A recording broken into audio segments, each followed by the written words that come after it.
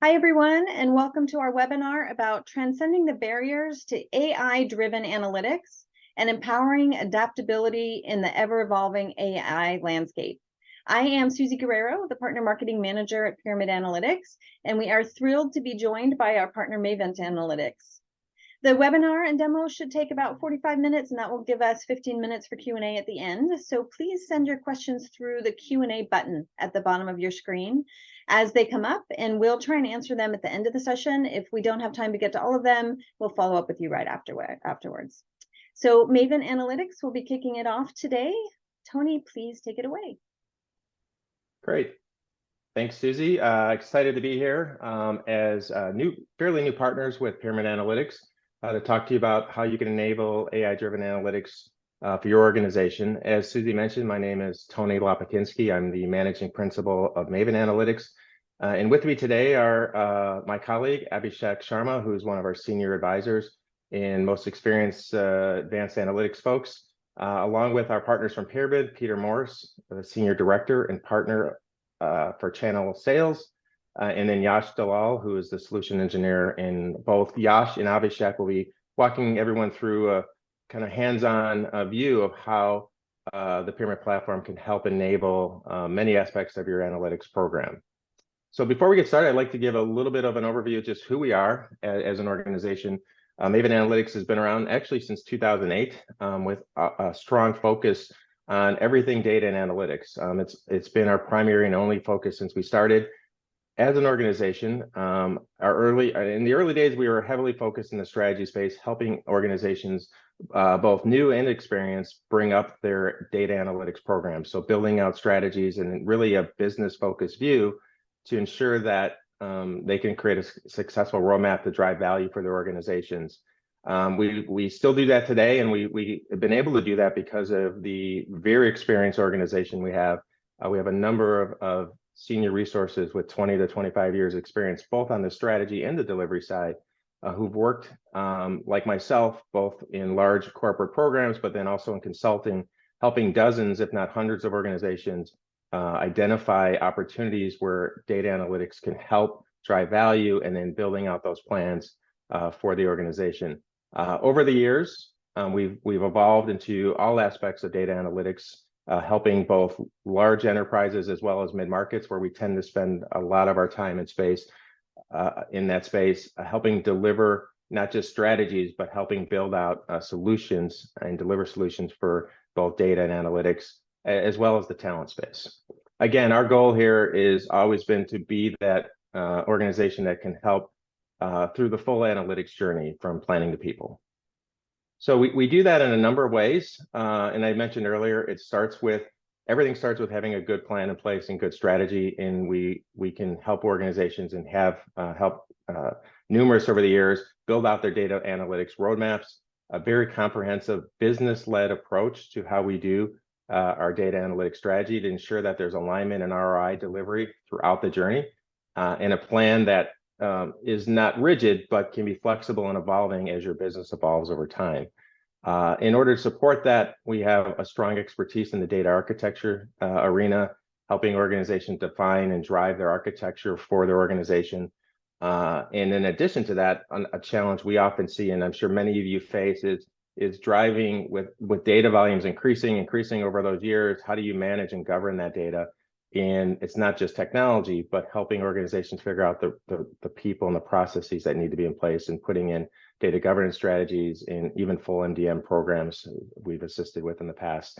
Again, technology selection and tools across the gamut. We've worked with almost all of them over the years, as well as help many organizations modernize through the cloud, as most of you have done in this past decade, looking at all the major players from AWS to Azure and Google.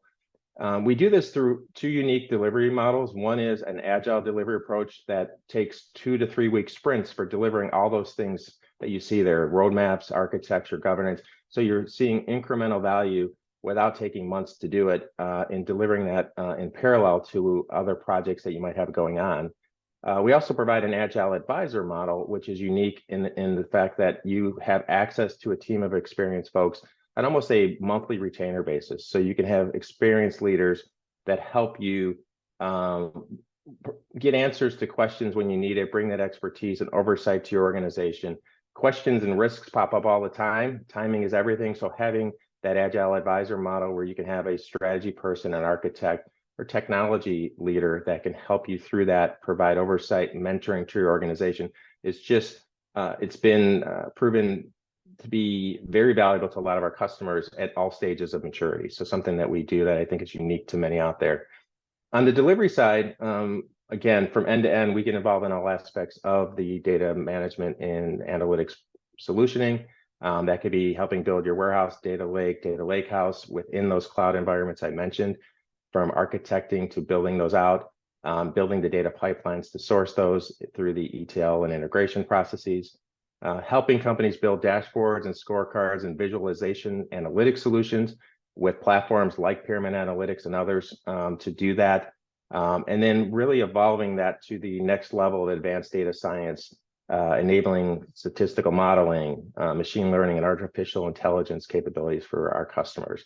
Abhishek Sharma, who I mentioned with us today, is one of those folks who can come in and help in that regard. And then lastly, the ML ops space, where we see a lot of our customers really struggling to really enable their data science capability. So it's not just good enough to build a model anymore. Obviously, you have to find a way to productionalize that in helping organizations implement automated ML pipelines and ensuring that they have monitoring and maintenance in place to deal with things like model drift and other things that will happen over time when you're building out these models and trying to deploy them for adoption to the organization. So been doing delivery, very experienced team of folks to help there. And then lastly, what we've seen in the last several years is really a struggle to find good talent in the space. We're helping a lot of our clients over the years vet people, making sure that they have the right person for the roles they were filling. And we saw a need to really take that to the next level. And we've expanded into the talent planning and acquisition space and really taken an advisory approach. So we can sit down with our clients and help them plan the organization.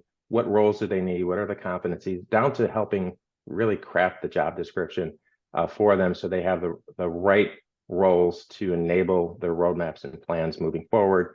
And then we assist them on the execution of that. Our talent team can help them find resources both at the executive level, filling jobs like a VP or head of analytics, chief analytics and data officers, heads of data science, down to the execution roles like data scientists, data engineers, BI developers. So our talent team partner with a lot of our clients to help them build out their organizations over time. It's a unique model because it's not just leveraging your traditional recruiting, but we leverage our consulting practice. Again, we have our subject matter experts sitting in screening these candidates for our clients. The goal of ours is to take all that work off a leader's plate. They've got enough going on and really find those 2 or 3 candidates that they can then interview and hopefully fill every position with 3 submissions or less from us. And that model's proven successful for the last several years. And then lastly, when you can't hire, but you still have needs, the traditional staffing model where we can help find and get resources for our clients to do a lot of the project work, whether it be providing architecture, developers, engineers, data scientists on a more of a project contract level basis. So again, we feel that we position ourselves and want to continue to position ourselves to be that one vendor, one solutioner for our clients throughout that analytics journey. That is really what's attracted us to Pyramid Analytics in the past year, because we feel their model is very similar and they're not just a tool, they're a platform for our clients. So a lot of our mid-market clients would rather work with 1 or 2 vendors versus 10. They provide kind of an interesting solution, starting with helping begin building some of those data pipelines through data prep, have a capability to connect to many of the mainstream databases and sources that are out there, which we'll talk a little bit about today, allow you to build those front-end dashboards, visualizations, and tools, leveraging AI in some very collaborative capabilities to really help your organization get more out of their information and disseminating it throughout the organization. And then lastly, really starts to open up the data science capabilities, which we'll be sharing with you today, showing you how they have many capabilities built into the platform and that can be extended beyond to the more advanced ML and artificial intelligence. So with that said, I'd like to turn things over to our partners, Peter Morris over at Pyramid Analytics. Peter, take it away. Thank you, Tony. Thanks for that great overview of our platform. On the next slide, you'll see that there are three traditional markets that have been converging over the last 10 years. Business analytics, data prep, and data science have been converging on a place that the analysts are calling decision intelligence. Decision intelligence is where the pyramid platform sits. We offer a unified, complete, super fast platform that allows you to speed up insights with any data and scale that adoption for any person, and provides simple analytics for any analytics need. And when I say simple, I mean using the platform is simple. We do some very sophisticated things with our platform. We can do anything. And that's a pretty big claim to make, right? When you say that there's three markets that are converging on decision intelligence, and we are at that space and time. Well, on the next slide, you'll answer the question, well, who the heck is Pyramid? We've been in business for a while. We launched this platform in about 2019. We are extremely well funded. We're growing a hyper growth startup in this space. We have thousands, hundreds of very happy customers. We also have the analysts saying very good things about us.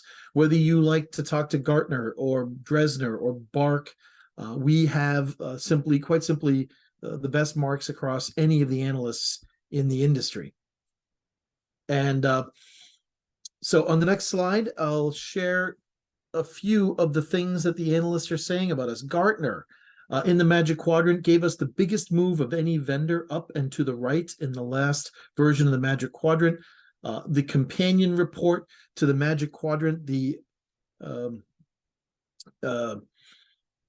critical capabilities report, has us in two of the four, and there are four categories. In those four categories, we are number one rated. We are number one rated for AI augmented analytics, business analyst. We are numbers 2 and 4 in the other categories. So out of the four categories, we're number 2 in half of them. Number 2 and number 4, on average, we have the best ranked technology on the marketplace today. On the next slide, we'll show that our friends at Bark just released a report that is really amazingly favorable towards Pyramid. I encourage you to go out and download that report. The highlight really is that we have perfect scores in a couple of categories for embedded BI and flexibility. That doesn't tell the full tale. We are the number one highly ranked platform in that report. So if you'd like to talk to the analysts, ask them. They will tell you all kinds of good things about us. If you ask Mavent, which I encourage you to do, follow up with them and talk about your analytics need, they'll tell you what an amazing platform we have. But there's nothing like seeing for believing. So Tony, if you wouldn't mind, give up the screen and turn it over to my good friend Yash, who's going to show you some of the things that we can do with our platform. Mind you, this is a very high level overview, and so it does not even begin to cover all of the functionality. But Yash, show them what we got. Yeah, thanks, Peter. I really appreciate that. So this is the platform. It's browser-based, which means it's secure. It never comes to someone's desktop. But what I really want to point out is we're an end-to-end platform. That means we have the whole analytical process under one roof. Now, each piece of this process is accomplished through a component of the platform. You can see the components right here. So the first component I want to discuss is model.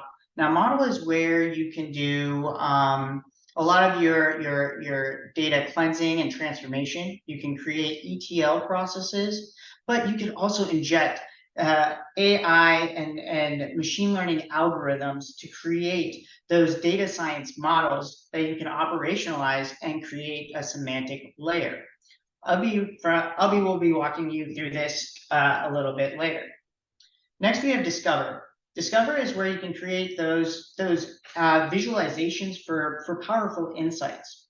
And again, we have AI baked into this component.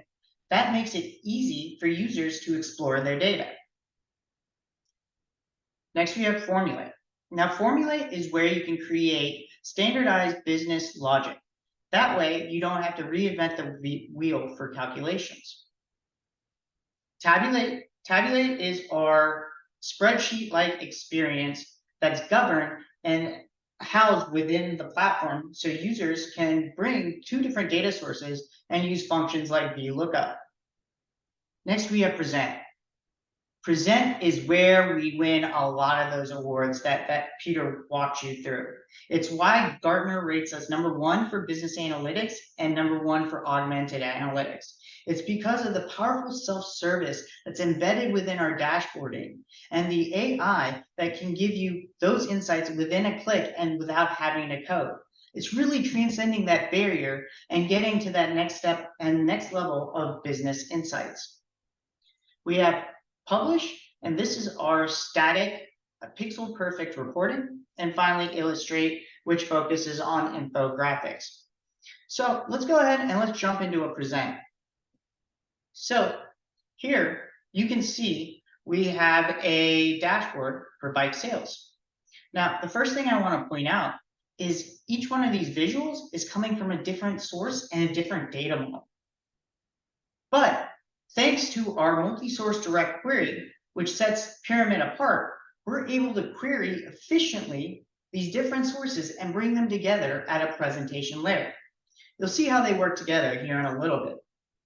But what I want to focus on is those insights. In your organization, you want your most junior analyst and most experienced analyst to come to the same insights rather quickly. Well, you can do that using a feature called Smart Insights. So I'm going to hover on this visual and you can see a menu appears at the top right. Well, I'm going to click on this crystal ball. So this crystal ball, as you can see, pulls up a pane that shows all this different insights about my visualization here. You can see that there are basic facts, Pareto analysis, relationships, impact analysis, but on top of that, there is a light, advanced, and categorical version. We're going to go ahead and click on advanced. As you can see, the analysis goes more in depth now. On top of that, we have outliers and relationships that are quantified within this scrape. So the first line I want you to pay attention to is the Pareto analysis. As you can see, there are 1,400 different items that are being returned, but the top 10 items account for 38% of those returns. That is an actual insight that now I can take back to my organization and start to really look into why are those 10 items being returned so much? Is it something in the supply chain? Is it something based on location? But now they have that insights and they didn't have to touch a single piece of code. That's huge. On top of it, those insights are dynamic. So I can go ahead and select the United States here, and you can see that the analysis has changed. And this is huge because not only has the analysis changed, but you can see the interaction between the different data sources and data models here. So I'm going to click out of here. Sometimes what I want is more information about, say, a single point on something like my scatter plot here. Well, maybe I want to learn a little bit more about Acme road frames and what is driving returns. So here we can automatically see that the style of frame, the promotion category, and the color of the frame are driving factors in the returns for for the Acme manufacturer. I can even click into the promotion category, and you can see the different categories that are available and the distribution among them. On top of it, I can use our feature Add Swap Dice to take this to the next level. I can come in here and go to extend data interactions, and I can choose location, state. So within the United States, I can even see the distribution of those returns as well. That's that next level. Those are data insights that I got to very, very quickly. I can even look at it to see what metrics are driving the average return, such as overhead here, where I can click into that and see the distribution of the overhead across the United States. But there's more. So if I click that more button, I can see the dominant drivers and influencers in a distribution tree. Additionally, I can click into the branches of those decision trees, where I can get additional analysis here. That's a whole new report that I did not have to do much for. No extra coding, just insights. So that's some of the ways that we're really using AI and machine learning on this presentation layer, on the dashboarding, right? But let's take a look at what it's like when we use the AI capabilities within the discovery and discovering your data. So we're going to select this model here and look at these actual data where we can start to drag our dimensions and measures onto our canvas in the drop zones. So for this first part, I am going to take my date and I am going to put on the full month on my rows. As this pulls up, the thing that you can do is in the platform with ChatGPT is to bring in additional data. And that's easily done by hitting right click, create AI-driven value. And let's bring in the consumer price index. Now, this is really important because what happens here is it's bringing in that data from ChatGPT, but it is not introducing your data or exposing your data to ChatGPT because it's public. So with that, your data is secure, but you're able to actually add a little bit more context to whatever analysis you're doing. So that's just one way we can use AI in discovery. Another good way is if we came in here and we started to use clustering. So I can create a cluster right in here by selecting, let's select product, and let's select manufacturer. And there we go. And then we're going to bring in, let's bring in cost. Let's bring in expenses, overhead, price, and sales. So from here, I can come to my query tab menu. From the query tab menu, you can see that there's several different types of analysis that's available here. But the one we're going to focus on is cluster.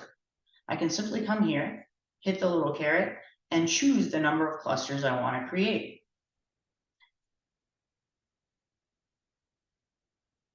As you can see, this has run the algorithm and we can see the different clusters all the way through. So we could take this to the next level by going and creating a scatter plot. So I am just going to clear these different measures here.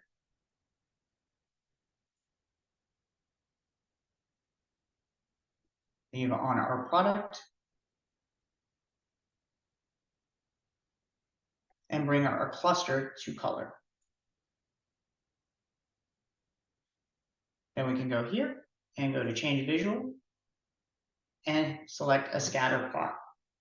Now, here you can see,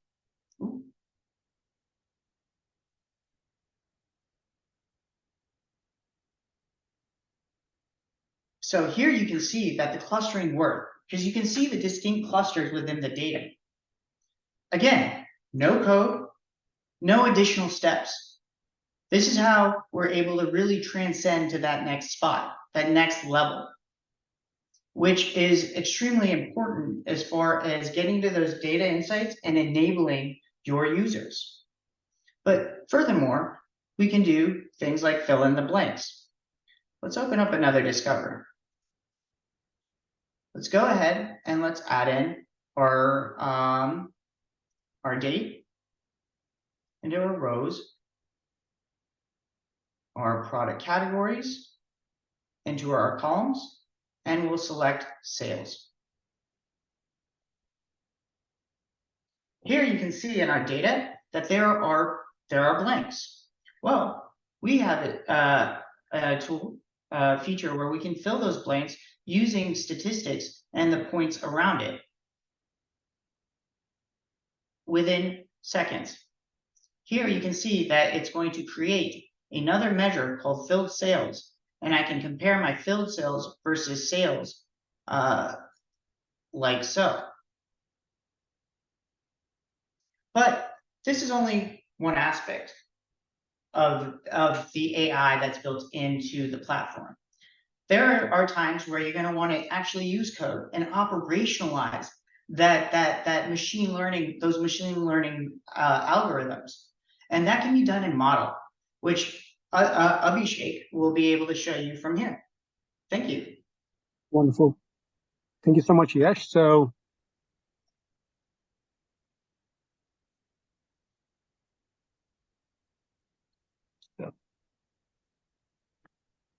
as Yash already mentioned, a lot of ready-to-use algorithms are already built into pyramid analytics. And the many out there, there's a wide spectrum going from very basic trivial models to some of the cutting edge. So it has equal mix of both supervised and unsupervised learning methods. On the unsupervised learning methods, it has very salient methods like k-mean clustering, one clustering algorithm that Yash was talking about. So that was very impressive. DB-scan is another one, hierarchical clustering, and there's a long list of supervised learning methods, unsupervised learning methods. On supervised learning methods, it has equally impressive list. So it has almost all the salient tree-based methods, starting from basic decision tree to gradient boosting, random forest bagging algorithms, k-nearest neighbors, TensorFlow, and with TensorFlow, everything is possible. You can write anything in TensorFlow, including regression or time series forecasting, everything you can do in TensorFlow. So all these algorithms are already built in there. And if you go into the platform, which we'll go in a couple of minutes from now, you can see like there's a long list of algorithms which are ready to use, click button, easy consumption. However, many a times, and I would say these days, good number of times, you need some custom development. So there are situations which you cannot deal with or cannot address with ready to use algorithms, and you have to do some tuning or some custom development around that. Now in pyramid analytics, that is not a limitation. In fact, that has been taken as a feature. You can write custom codes in R and Python, and those are two leading programming languages in decision science or AI. And with R and Python, that covers almost like 99% of all the use cases. So with R and Python, you can write custom nodes, and we'll do that in a couple of minutes from now. The great thing is that you can ask one of your Python expert, maybe a senior data scientist in your organization, to write a one-time script, and you can save that script somewhere, and you can use it again and again and again. You can take that script, you can enable your citizen data scientist who's not used to writing deep Python codes. You can embed that Python code right into the pipeline, and thereafter it becomes very, very trivial. So I'll show that to you, that it's like literally click of buttons. All you need is that custom Python script. And that is one-time development, one-time pain, but long-time gain, because you'll be repeating that multiple times. So in terms of creating a custom code, you can click over scripting, as you see at the bottom over here in this particular slide, scripting tab, and this opens this particular box on the left-hand side. Now, in scripting also, there are a bunch of options. One is you can go to Marketplace. So if you click this basket button, it opens up a marketplace, and there's some use cases which are very common. So there's no point on reinventing the wheel because that script is already out there. Just download it. It's ready to use. So that is one possibility. So I would recommend before starting your own development, just go over there, look at the marketplace. Somebody already did this problem, solved this problem before. Let's just reuse that particular code. Now, if the code or the development you're looking for is not in marketplace, it's not click button in pyramid analytics, then you can write your custom code in that black window that you see at the bottom. Now, there are a couple of scenarios out of our consulting, Mavent Analytics consulting experiences, where custom scripting is really, really necessary. One thing that we see very often in recent times is large language LLM models. People want to ingest LLM insights into the model. They want to take some unstructured data and then want to question that unstructured data, take the feedback, and then put it back into the into the model. That is one situation, and that is like infinite possibilities in there. So you want to have a custom code in there. You just cannot do a click button, one solution solves all the problem. You cannot do that. So there you need custom scripting. Another one is real-time recommendation, which is very common scenario, like a clerk doing some activities, some series of events, and always looking for what should be the next activity on a given task. And that is a situation for real-time recommendation. Now, there are not that many like custom-built, not click button solutions out there, and you need a custom-built development for that purpose.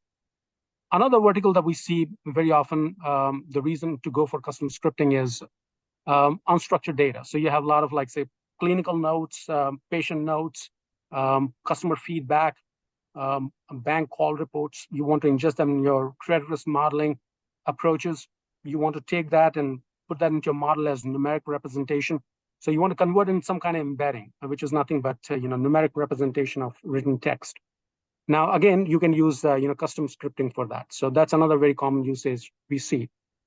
The fourth vertical we see is multivariate forecasting. So forecasting is rarely a univariate problem.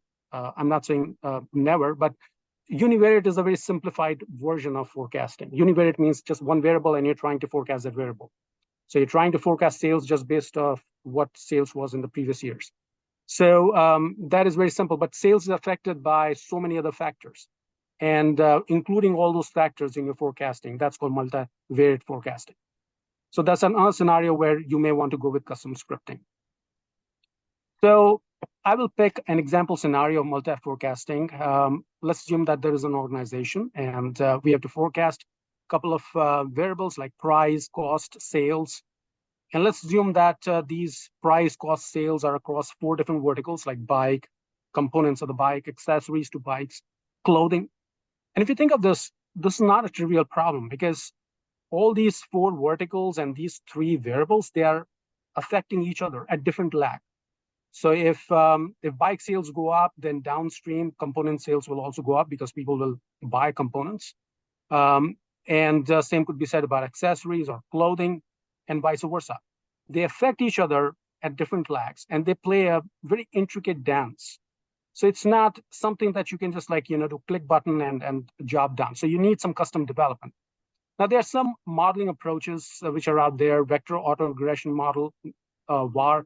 It's a pretty common one. Another one is vector error correction model. That is also a variant of VAR that is also very often used. CAT's becoming very popular. It's coming from Facebook. LSTM, you can write through PyTorch or TensorFlow. That's again very popular. Dynamic regression, and the list is long. So for this particular purpose, I'll go with VAR, vector autoregressive model. And the reason why it's appropriate is because we have 12 variables over here. They interact with each other at different lags. So it's kind of a complex data set. So let's actually see in demo how easy it is to implement this in pyramid analytics.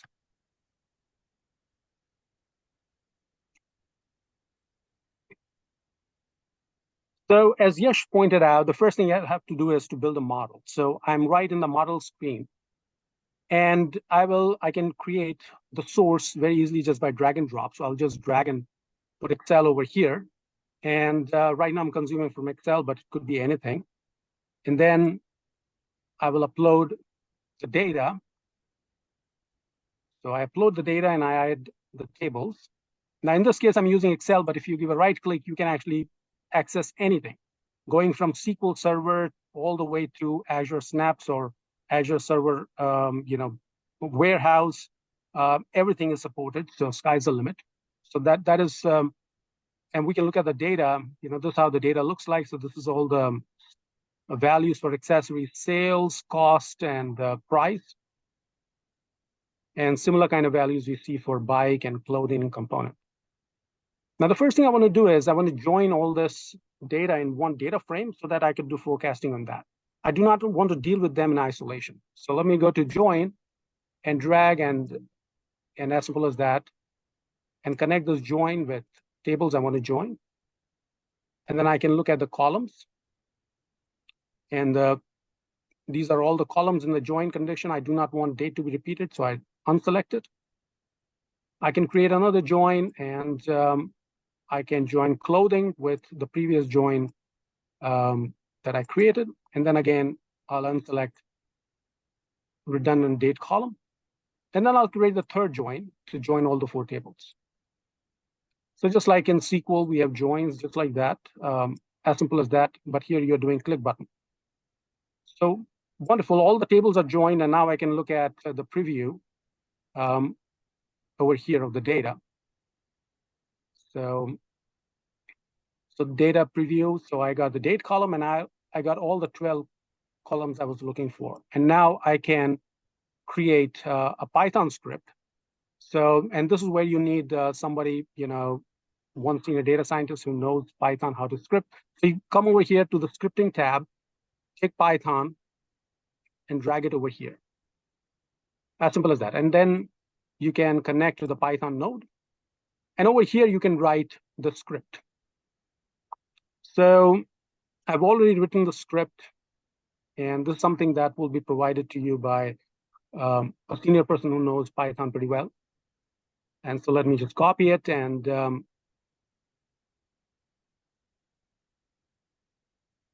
I can just literally copy it over here.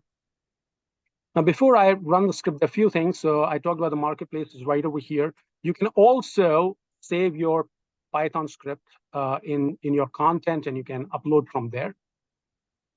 Another thing to remember is that you can create Python environment because this I'm using VAR model. I've created an environment for myself, which is Python 10, so 3.10 Python. And if I click packages, it tells me all the packages which are available in that particular environment. So one package I'm interested in is stats model 14 version, so that is there. So as simple as that. And then I have to put this output into some database or some target. So, and then if I add over here all the inputs which are going into the Python module that's listed over here. And I can do it very, very simply just by looking at the target and dragging an in-memory database. And I'll just connect it to the in-memory database. Now, I've already created this particular flow, and I got the Python data over here, as I just showed you, and then it's going to the in-memory database. Once I created this workflow, then life is very easy. I just have to click this button over here, and we'll run the flow.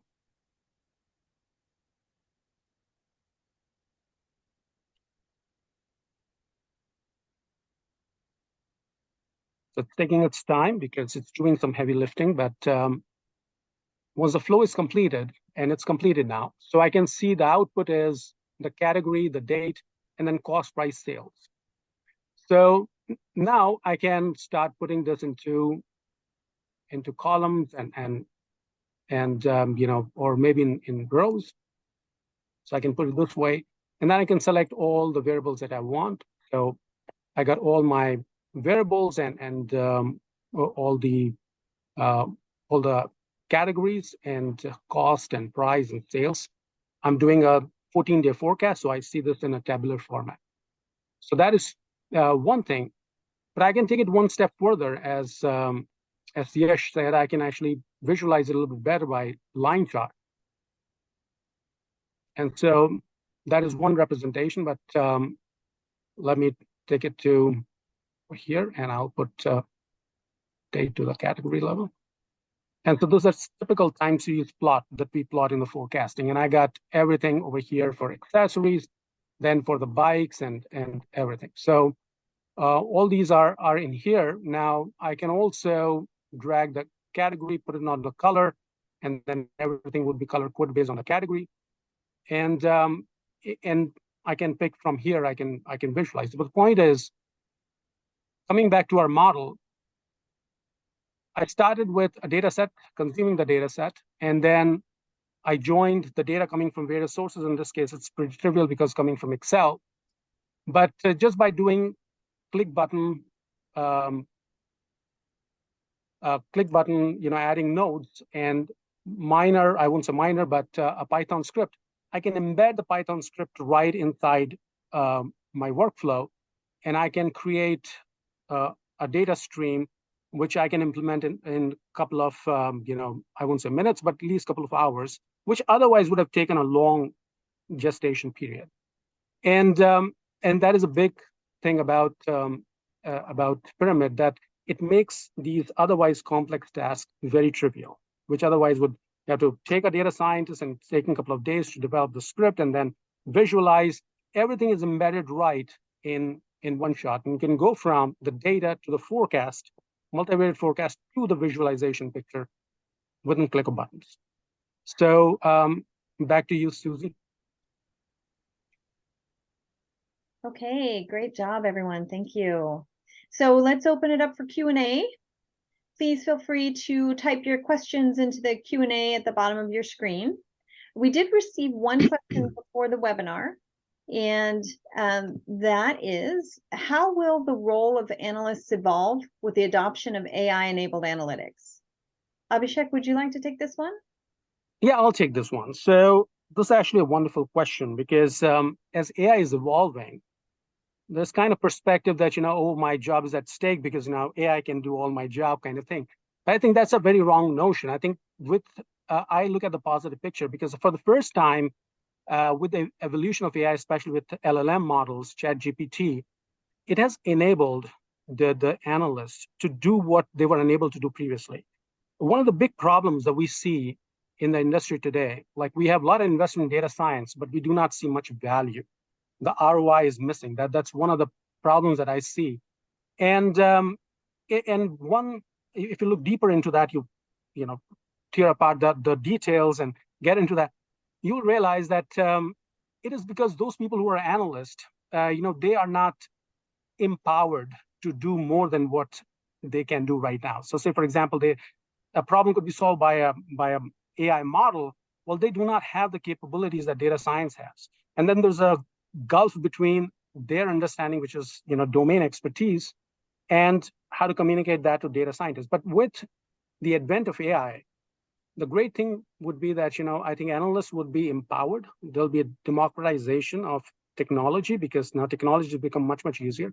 As Yash pointed out, you can embed ChatGPT right inside Pyramid Analytics, can do cool stuff.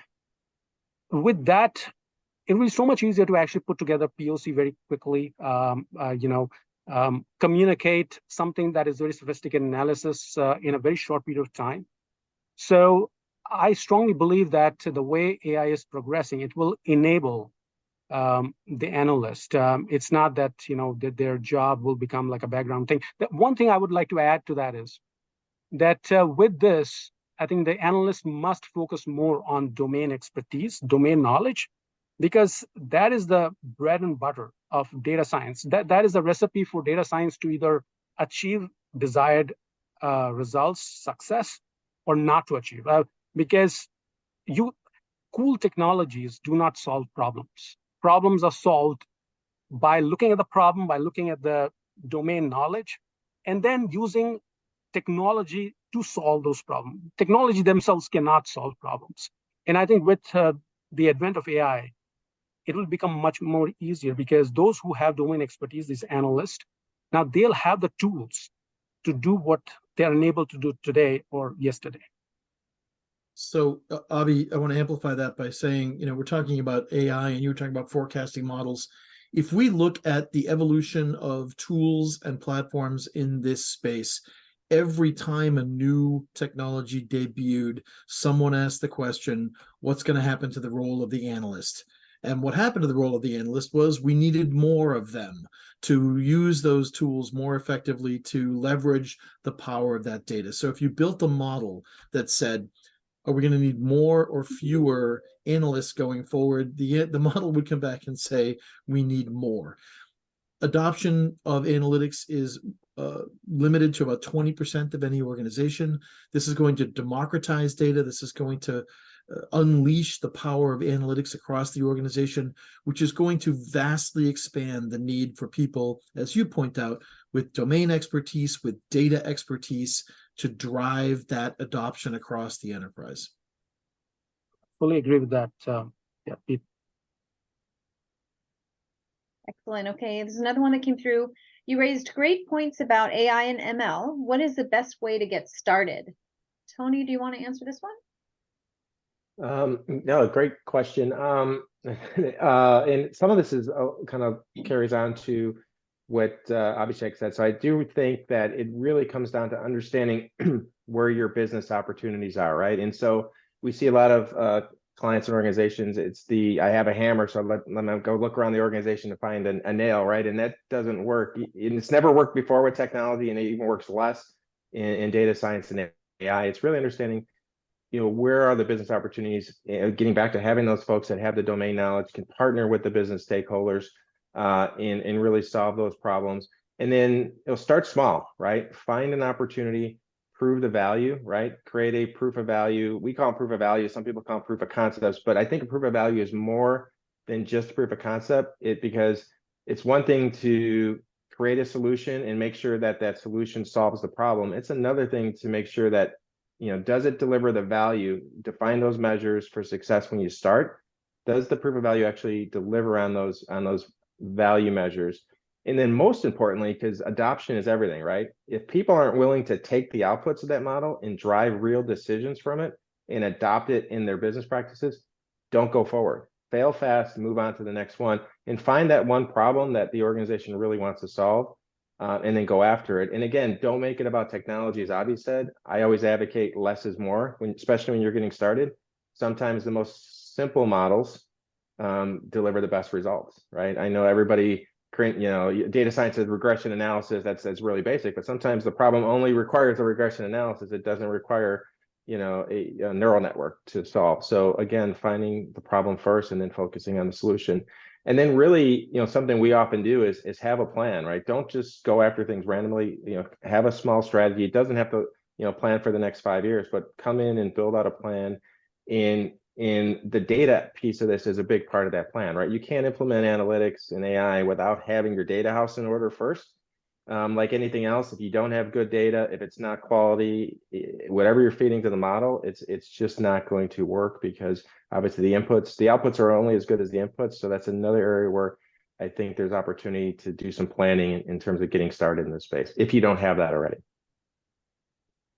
So Tony, those are great answers to that question, but I think the real first step here is for people who are interested in building an AI roadmap or getting a better understanding of where they stand today is to reach out to you, Tony, at Mavent, and get an assessment, get started, talk to an expert like the folks at Mavent is a great first step. Well, thank you, Peter. Obviously, yes, we have a lot of experience doing that and would love to sit down. We've got proven methodologies for how we go about targeting kind of opportunity-rich business projects and how to put those into a strategy when it comes time to building out that plan. So certainly happy to help with that. Fun. Okay, next question is, this is a good one. Why is Pyramid the best tool on the market? Peter, do you want to respond to that one? Yeah, happy to. That's a very simple answer to that. Over the last 10 or 15 years, there's been a couple of sea change transformations in the world, and you're all aware of them, right? The smartphone, device ubiquity, network ubiquity, the amount of data that is being created on a daily basis. Most of the BI platforms and tools built out on the market today were all designed 15, 20 years ago in some cases. Those platforms did not anticipate the data volumes, the data variety, the speed at which data is being created. They did not anticipate the number of users. A lot of these tools are designed for an analyst, not a departmental team that's doing collaborative analytics across a number of different data sets. And so Pyramid was designed in the last couple of years for the modern data estate. There's a reason why the analysts love us. Please, if you've got more questions about why we're simply the best right now, why we are what's next in analytics, reach out to us. We'd be more than happy to show you some more stuff. Yeah. And just to add to that, I think for us, what we've seen in the space, especially when you get down to the mid-market and lower, is the cloud 10 years ago really opened up the opportunity for organizations to really invest in data and analytics, because it was so expensive prior to bring all that in-house and have all that infrastructure. And so what attracted us and what attracts us to Pyramid as well, I mentioned at the very beginning of the webinar, was it's a platform that allows a lot of organizations to get into data prep and data science at a kind of lower point of entry, right? It gives you that solution while also providing analytics and BI. So it's not a single tool. So it does open and create opportunity for organizations who are newer, and even those that are more mature, to kind of have that broader reach. And so I think that's unique, what makes it a little more unique in the market for many of the other products that are out there.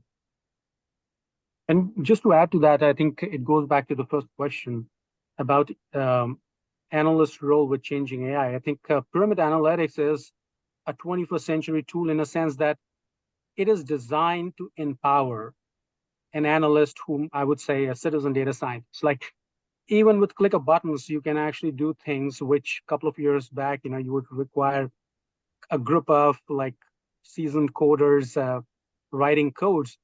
Click of buttons, you can create complex things. And on top of that, as Peter pointed out, it's scalable, runs quickly, and it's transparent. At one point in time, I can see a complete picture where my data is coming from, what are the transformations that are actually happening in there. And I can go from consuming the data ultimately to the presentation layer very, very quickly, which is a strong suit, which is, as Peter pointed out, a good number of tools were created like 15, 20 years ago. And they are like prisoner of 15, 20 years old design. But because of recent times, because Pyramid Analytics came later on in the game, I think that's a great advantage. And that shows in the design of the product. Yeah, I think it's that barrier of entry. There's a cost. Data scientists are expensive. Yes. We see a lot of organizations that have tens and dozens of them, and it's very expensive to carry that model. And a lot of organizations just can't afford even one or two, and you don't need to, right? You can have that citizen data scientist who partners with, whether it's us, coming in and bringing that advanced analytics experience, have someone help you build the model, but you don't need a team of people to make progress in the space. And I think that's where as Abhi said, it's more of a game changer, because it doesn't require, you certainly can have more advanced analytics people using it, but it's not required to get started and see value. And that's where we see it being unique, because a lot of our clients don't have the resources to have, teams of PhD data scientists, right? And just to add to that, like, one problem that I see that analysts who have domain knowledge, who have the knowledge of data, for them to take that to the final product, which is producing value, that's a big challenge. So if an analyst is empowered by Pyramid Analytics, the way we showed, then an analyst can create an example which can be communicated to data scientists that, hey, this is what I'm actually looking for. And I know that this data has analytical juice, as I would say, and you just take it to the next level to make a product out of that. I think that Pyramid Analytics actually does a wonderful job of doing that initial part, and that foundation is kind of like essential for ultimate delivery, successful delivery of the product. Great conversation. Okay, last question I see here, Tony, I think this is another one for you. We often struggle to justify investments in our data science group. How can we improve the ROI our data science solutions deliver to our organization? Great question. I know we talked about some of this. I know Peter would love me to say just buy Pyramid, which obviously is part of that. You have to have the right technology, but I think it goes beyond the technology. We talked about some of this earlier. Is obviously, I think it's the business problem first, that we see a lot of organizations that they like to go after interesting projects. Technology projects are the most challenging, data science projects, but unfortunately, those aren't always the ones that drive the most value. So start small. I don't want to sound redundant from the question earlier, but a lot of it applies, right? Make sure you're solving the right problem. Do those POVs, proof of values or proof of concepts first. And then probably the one thing I would add that we didn't talk about earlier, where we still see a lot of clients struggling today, is there's so much focus on the data science and resources there, and not enough focus on the productionalization and kind of putting those into production, which is what we also like about Pyramid. You saw how easy it is to put it into a pipeline, in essence, make that part of your day-to-day process, is really the ML ops side. So we're seeing the need for organizations to invest more and focus on the ML, not just the data science, but look at the ML ops side. Make sure that you're investing in proper monitoring and maintenance of these solutions going forward. So you're dealing with things like model drift and other other related problems, you just can't build a model and put it out there and then assume it's going to continue to work the way you expect it. Things change, the business climate changes, the model results will change. So you have to have that ongoing piece to ensure you're getting value. So I think it's both areas. I would just add to that. I mean, this is a very common problem that, there are organizations who have like large presence of data scientists and not much produced in terms of value, even though the talent is there. And to Tony's point, I mean, everything has to start with problem. You shouldn't have technology looking for problem, but problem looking for technology. And in that case, as Tony mentioned, MLOps is actually a very big thing. And I think that should be the first thing that you should look at and then walk backward, because ultimately that matters, because that's the production deployment. And small details like what data would be available at the time of model deployment.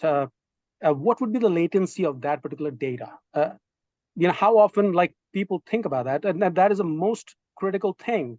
If that data is not available at that point of time when that prediction matters, then this model is totally useless, even though it's highly accurate. And so those analysis must be done upfront. And MLOps, instead of being like the last piece of the puzzle, must be a piece of the puzzle that should be talked about right in the beginning when you're triaging a problem, looking deeper into the problem. And then another thing I would say is it's an old business perspective. Think of value first.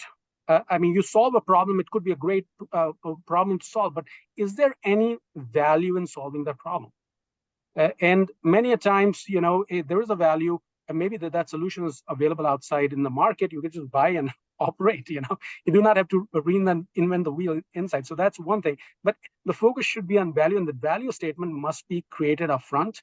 That would lead to like collaboration of all the stakeholders, will bring urgency and resources to the initiative. So Tony, to your point, I think that totally makes sense. Like problem must be thought first. And I would say even MLOps, that's a critical component. Think of that. That's not the last piece of the puzzle. That is a piece in the puzzle. Yeah. Yeah, and unfortunately, it's often an afterthought, if a thought at all, right? And that's where we're seeing a lot of people struggle now. There's too much emphasis put on the model and not enough on the business problem and the productionalization issue or challenge, right? So I think both those ends are critical. The piece in the middle, there's a lot of solutions. There are a lot of smart people out there to build these models. But if you don't get the other two right, it's almost for naught, right? So.